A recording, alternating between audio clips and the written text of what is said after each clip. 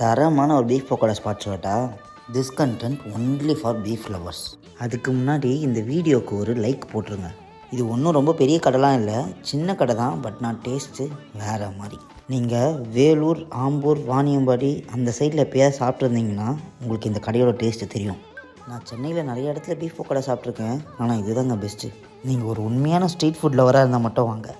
ஒரு பீஸ் எடுத்து கடித்தாலே போதுங்க, நீங்கள் சீக்கிரமாக முடிச்சுட்டு இன்னொரு பிளேட் ஆர்டர் பண்ணுவீங்க.